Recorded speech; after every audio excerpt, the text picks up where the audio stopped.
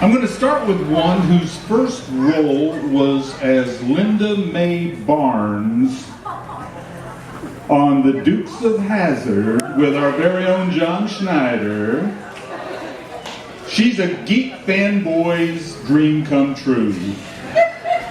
She's done Babylon 5, she's done Deep Space Nine. Of course, we mostly remember her as Cat Grant on Lois and Clark, The New Adventures of Superman. Please welcome Tracy Scoggins.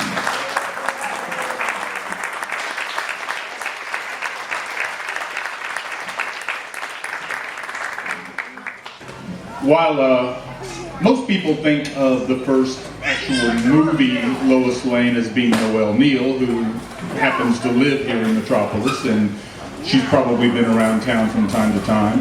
As far as the first major motion picture Lois Lane is concerned, we got her.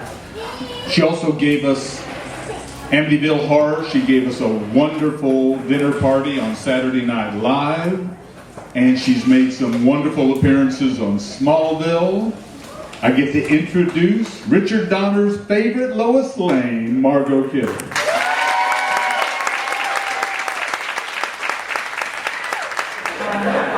My only no-no is any math questions. So if our own little Supergirl comes to you with a microphone and we say, what is your question? Do not start with, okay, a train leaves Chicago traveling west. I'd like to ask Tracy, what is your favorite episode of Lois and Clark? Thank you. My favorite episode, I have two. May I answer? May I give a quick two? No. I mean, I know I have no business here anyway with Margot, but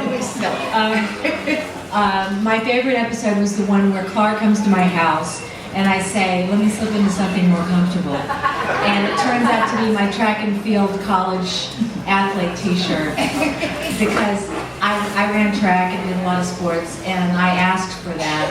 And I think it kind of humanized her a little bit. And my second favorite was when the meteor is about to hit and Kat goes to confession and says, she starts out really sweet and cries and everything and then says, Father, is there anything that you've ever really wanted to try? Just maybe once before you die? Or you hear? So those are my two favorites. Hello, it's for Margot. Yes? I wanted to know the experience with you working with Christopher Reeve. Okay, can I say something first though? I don't know how many of you are from this town, but that you put this together with volunteers and do this every year is one of the most inspiring movie things I've ever seen, and you guys are amazing.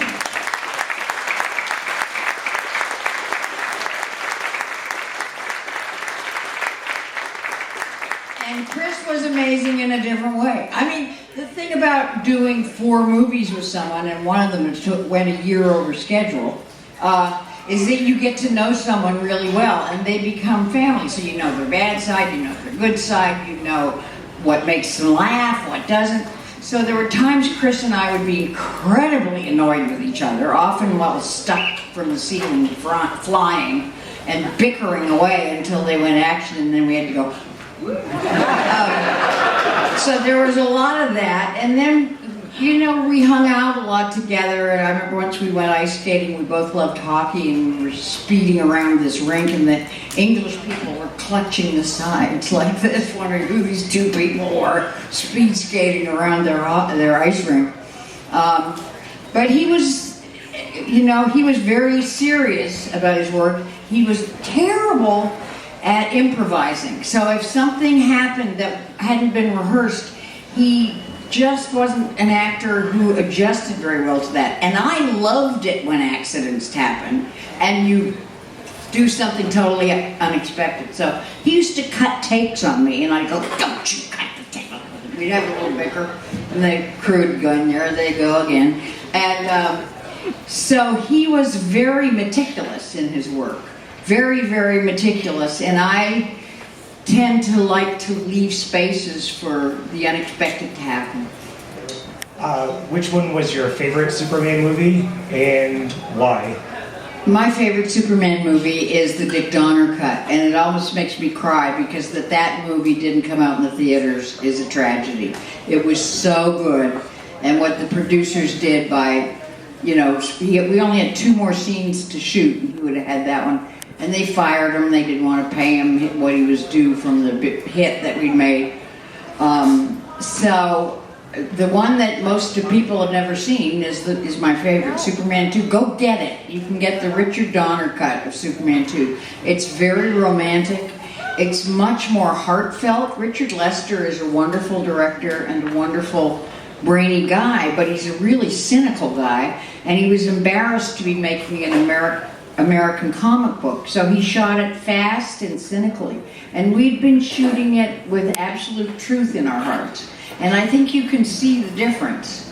I think when you look at Superman 2, you can see the parts that Dick Donner directed versus the parts that Richard Lester directed.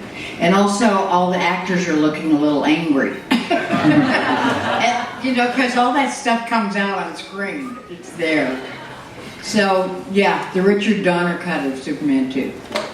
Let me carry that another step further. The rumor has it that you were very vocal to the Scoggins about your displeasure over Dick Donner being fired and Richard Lester coming in, and that's what led to you only having about 5 minutes of screen time in Superman 3. Yeah, I did say to the press that the producers were beneath contempt as human beings, and that did not... There's no reason to take offense with that. They're producers, they ought to be used to that. So they said, she's not in the movie, we fire her. And Warner Brothers said, you can't. She was one of the things that people really liked. They loved Lois Lane. So they have me come in at the beginning. I had 12 lines, and one of them was, "Oh, Clark." And I come in and I say, I'm going on vacation. And I come back at the end of the movie with a tan. And so that was, Warner's insisted so they could put me in the credits that I do it. Yeah. It really wasn't a practical joke kind of cast in the first season. It was more of a, okay, well, I climbed, okay. I'm not good at the truth. But Dean and I and my stunt woman and his stunt guy, okay, it was my idea. We decided it would be a really good idea to steal bicycles from the security department and ride them to the Warner Brothers water tower and drunkenly climb the water tower. Yeah. Okay, as you might imagine, there's only one way down. And at the bottom of the water tower... And it's huge.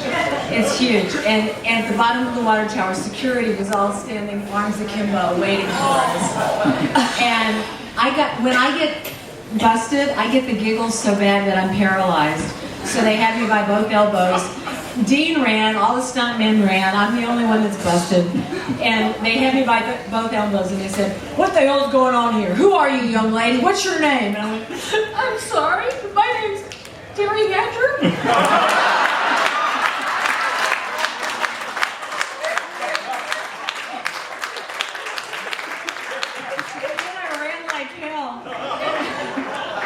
And they wrote up a security report and handed it to our producer, Deborah Levine, who I was at the top of the suspect list, let's put it that way. And she looked at the paper and she goes, "I'll be sure and have a word with Miss Hatcher about this." But Terry never got over it. Isn't it amazing how most of the good stories have the word drunkenly somewhere in the middle of them? Those are always the best stories. I was what you call a spider drunk. I would drink and climb stuff. This is actually for both of you. Which were your least favorite scenes on one for Margot's movie and then Tracy for Adventures of Superman? Wow, that's a really hard question. It's like, I don't know about you, Tracy, it's like when you're asked what's your favorite episode or what's your favorite something, every part of the movie is different. Sometimes making it is a joy and it comes out awful. sometimes making it as horrible and it comes out wonderfully. So I've always thought the ones that were fun to make were the best ones, but I was usually wrong about what they looked like on screen. So it's a tough question, and it's sort of like comparing your lovers, and you don't want to do that. You don't want to say, this guy was better than this guy. So I can't do, not that I ever did anything like that, but I think it's almost impossible to answer without, I'd have to really think. What about you? Well, I have to kind of agree with Margot because, like Margot, I love to improvise, and they allowed me to improvise a lot. And if you go back and look at season 1, because there was so much strife on the set because of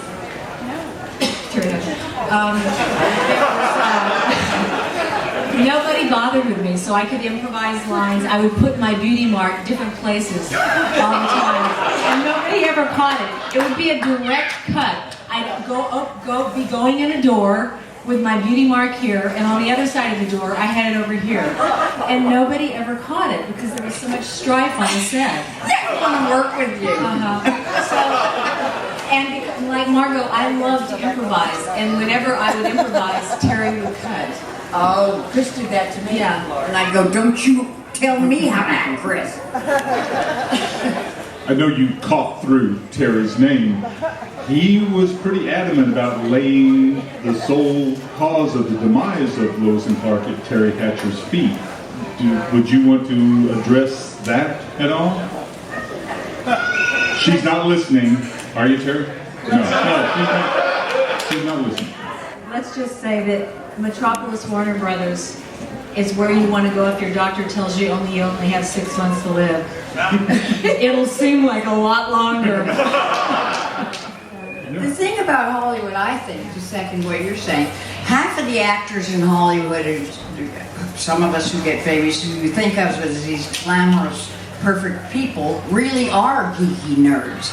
And we put on these personas because I remember when I was little, I thought if I became a movie star, I'd suddenly turn into a princess.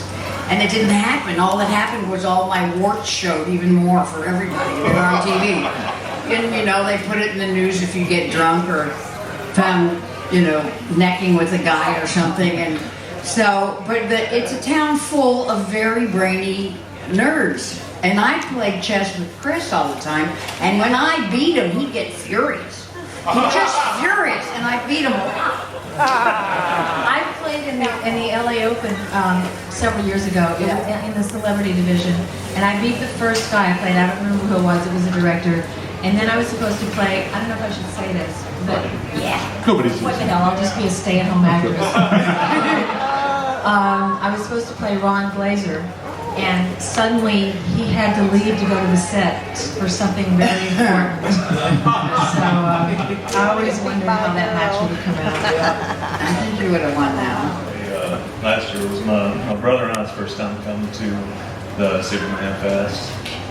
Awesome people. We love it here. Yeah. We live in Indiana. We take motorcycle ride. This has become our annual thing. And last year, the statue of you, I actually got him taking a picture of me kissing him on the cheek. I thought, well, this is as close as I'm going to get to Margot. So, my question is, can I give you a kiss on the cheek? Oh, yeah, I've had one for a few hours. Come on up. As a man with a purpose, ladies and gentlemen. All right.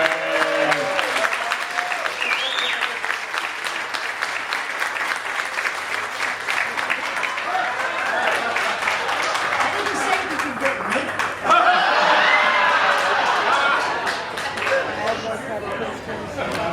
No, those lame lines don't work for me. Thank you very much. God bless you. Yeah, you might want to take the stairs going down. Be a little weak in the knees after that. I'm a 64-year-old grandmother, so I don't get many kisses, so I liked it. Thank you. All right, the line will form. With only doing the first season of Lois and Clark and the last season of Babylon 5, from your perspective, what for you felt either good or bad about only doing one season on each show and at the time frame that it happened? Okay, good question. Doing the first season of Lois and Clark was there were problems, but for me it was very much fun to create that character. Because I know she was very, she came across as very superficial, but the conflict causes drama, and drama is what makes the show good.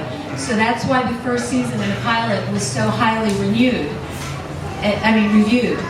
And so yes, I enjoyed it. And I went on to do a sci-fi comedy that didn't get picked up, which I was the star of with Gregory Harrison. But it was a good gamble. Babylon 5 was a lot harder for me because I was already a fan of Babylon 5. And when I got Babylon 5 and wasn't accepted by the fans immediately, it really hurt my feelings. But I understood because I are one. Okay? And I remember the first time I sat down and looked at me on Babylon 5, I went, who's this new bitch? Oh, it's me. I gotta like it. It was hard because I cared so much, and gradually my intent was to create a character that maybe you don't love me, but at least at some point you might respect me.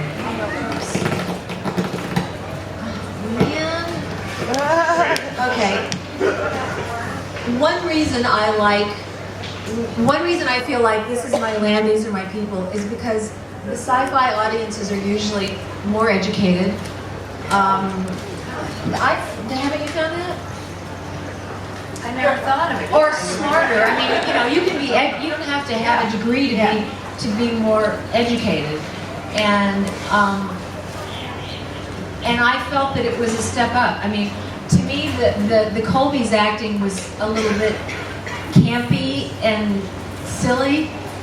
And even though on Babylon 5, when sometimes I didn't know what I was talking about because it's future technobabble, I would deliver it like Ted Baxter giving the news with great authority, and just fake it out. But I love sci-fi, and I think it's the best genre there is.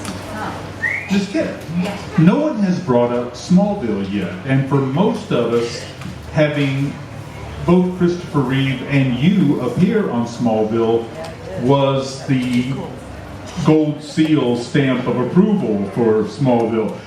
How were you approached, or did you seek out an opportunity to appear? And could you tell us some of your experiences about being on Smallville? Well, when I work now, I live in a little town of 6,000 people in the Rocky Mountains in Montana. So if I get a job, it's because somebody's called my agent and offered it to me. So that was how they got me on Smallville. But then the director wanted me to be mysterious and speak slowly, and he kept bringing my performance down and down until I felt like I was acting on Valium.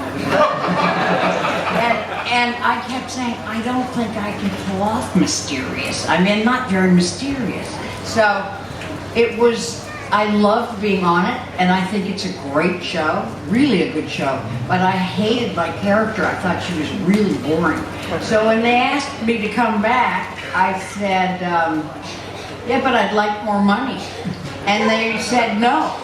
And so I thought we were still negotiating, but then I was told my character was dead. So I realized the negotiation was over. But it's a great bunch of people. And that guy who plays Lex Luthor is amazing. He was here earlier. I think most of us remember the scene where your character is speaking to Martha Kent, and we all say, it's Lois Lane and Lana Lang back on screen together again. I want to do anything by Neil Gaiman. He's my favorite.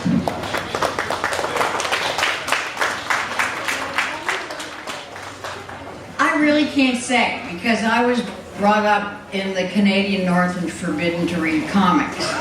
So the first Superman comic I read was on the way to my audition. And it was a scene, I remember the whole story was that the Daily Planet was having a bowling match with these terrible women's livers, and I consider myself a woman's liver, and I was going, what is this? So I didn't really know it was a huge thing, and as for, I haven't read other comics, so I really don't know. I was very surprised at how huge it was. Neil Gaiman writes really good best-selling books too. Like he wrote Stardust and Neverwhere and American Gods, and I would love to have been in any of those. You mentioned where you grew. I'm sorry, I didn't mean to interrupt No, you. no, And no. it's your Q&A. No, I want. You sure? Well, Neil Gaiman's married, and I need to cut it off. As both former, quote, employees of the Daily Planet, do you guys ever see the Daily Planet being shut down and your characters changing in the future because of that? Oh, that's an interesting question. I find it tragic that newspapers are going to the internet. Maybe just because I I'm thought you were all old. into the rainforest and shit.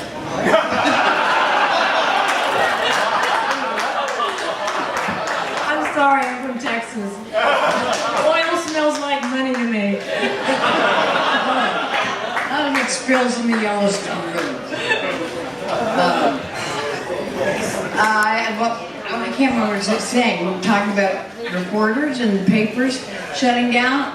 They are shutting down, and they are all going on the internet, and I think it's really sad and a loss. I love waking up and having that piece of paper. I'm a big reader, and I like reading books. Doing it on the internet drives me crazy. So I think it's really sad. I think at some point it will have to be introduced into Superman, because it's going to be an inevitability just for sheer economic reasons. Yeah. What he's referring to is when they made the movie, they were trying to pretend 3 and 4 didn't exist, and that this was technically Superman 3.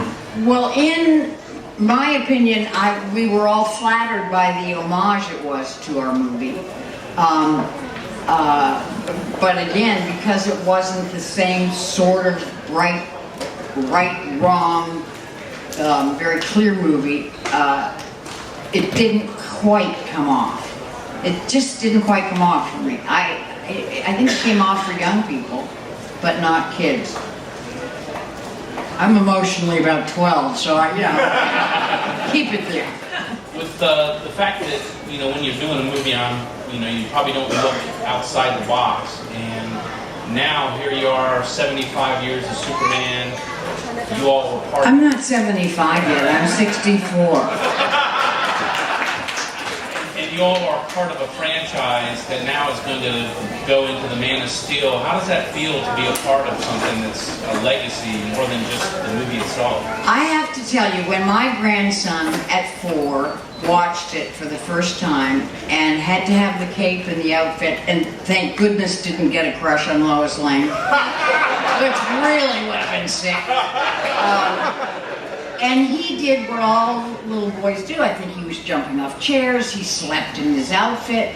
I went, oh my God, I really get it. It was the first time I really got that when I would come to conventions and 40-year-old men would come up and go, oh, you were my first love. And it was because it's the first movie kids get. There's a bad guy and there's a good guy, and the good guy has to fight the bad guys, and he has to protect the women and children. And in that sense, it's a primal fable, and I'm so proud at this point to have been in such a classic. I mean, the first 2 really are classics, and I'm kind of shocked at the fact that they're classics, but I'm really proud of them. Yeah, I really feel the Superman, the movie, when you all were, in it, that really was the redeeming of the Superman series. Yeah. So it was my favorite, and I am looking forward to the Man of Steel. But I think Me too. That's a great cast they've got coming up. I just think it's great to see this legacy that we have here. Thank you. So I appreciate it. Speaking to the legacy question, and for both of you, when you signed on to do Lois and Clark and when you signed on to do Superman the movie, did you realize at that time that you were becoming part of a legacy, or was it afterwards, after fan reaction, or after so many years, and you saw the results of it? Did you realize at the time that you were tying into something that has such a rich history? Yeah, I did, but I mean, even though my character, I don't think is, going to have a statue here ever, but There's always Kickstarter. I mean, they're making movies, they're doing all kinds of stuff. Put it up in Hollywood. Play for it. maybe on 42nd Street.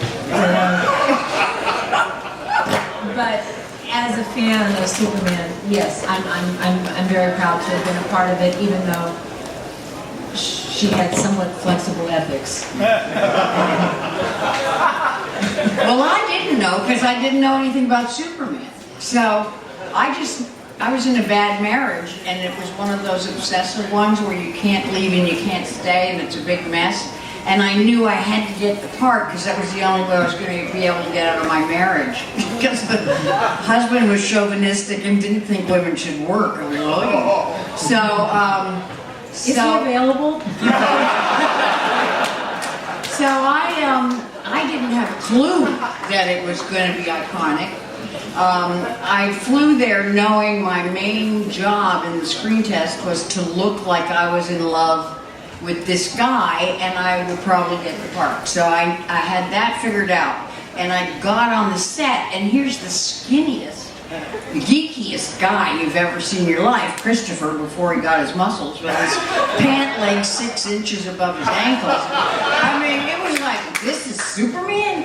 And so I just went, you look like you love him. Just love him, love him, love him. And it worked. So, but no, I didn't think at all. And when we were making it, I thought, what is this?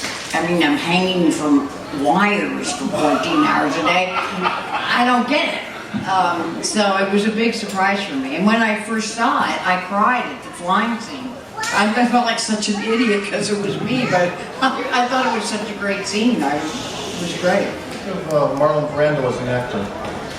He is one of the most heavenly men was on the planet. I had met him before because my husband had written a movie called Missouri Breaks, and I was filming the documentary on the making of it. And the first time we went to see him, he comes to the door and he's like 360 pounds with his egg all down the front of his sweats. And I thought, oh my God, this is Marlon Brando. And within 20 minutes, you're eating out of that man's hand. I mean, he's so wonderful and so amazing. I had a big public nervous breakdown, flip out, and he was the first person to call and see if he could help me. I mean, he was really, really special. He played a lot of tricks on directors. I mean, he just loved. I mean, if he came on the set and he told Dick Donner, you know, nobody knows what people from outer space look like. I think I can play it like a bagel. And Donner knew enough to know that he was just, testing him, and he went, no, they don't have bagels on Krypton, so whatever it was, so he gave up. But I think he's just the best. Or was the best,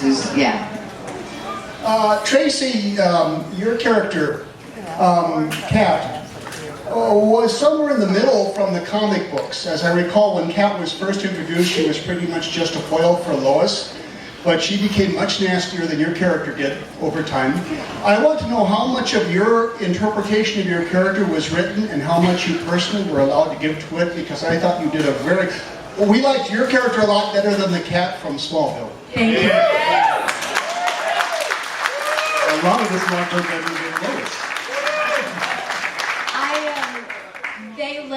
They let the cat run wild with me. I got to improvise lines. There's one scene where I come in and I felt that there was dead space, and I hate dead space. And so Lois has flowers on her desk, and I say, I'm not supposed to say anything. I'm just supposed to walk in and sit down at my desk. But I said, oh, I see you sent yourself flowers again. And so I really had, now I forgot the question. What was it? How much of your own? Oh, a lot of me, except for the clothing, was part of it, because I tried to make her very feline. For example, when we'd all be in Lane Smith's office getting our sort of orders for the day, when everyone else would be seated at the table or sitting on a chair, I would always perch on the edge of a bookshelf or something, the way a cat likes to be in a high place. And in the scene where Lois and I are both saying, "He can stay with me," when he has to hide out, if you go back and look at that episode, I'm smelling him the way a cat would. So I tried to make her as feline as possible, and I made her walk quietly and always like she's sneaking up on someone. This is for Tracy. How was it working with the gorgeous Dean Cain? You know, sweetie, it was a tough job, but, you know, somebody had to do it. You actually got a chance to be in the costume in one episode, as I That's recall. right, in his nightmare. My question is obviously for Margot. I guess I'll stand. I was just wondering, there's been a lot of interpretations of Lois Lane over the years, and with the exception of yourself, I was wondering which one you like the best. Well, you know, I haven't seen a lot of the Superman stuff, and I don't watch TV. I'm a reader. I'm really a geek. I mean, I'm a serious geek. So I haven't seen them all. I never saw your show once. Sorry.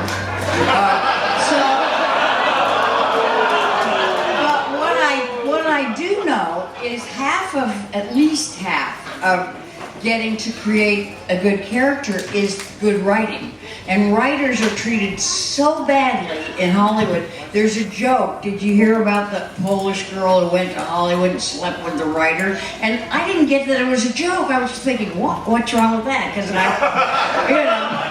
kind of liked writers. So I had Tom Mankiewicz, who we just lost last year, writing some of the funniest, most flippant 1930-like lines for Lois. I think the writing that I got to use in creating that character was the best writing of any Lois, and I don't think I would have been nearly as good without it. I know I would have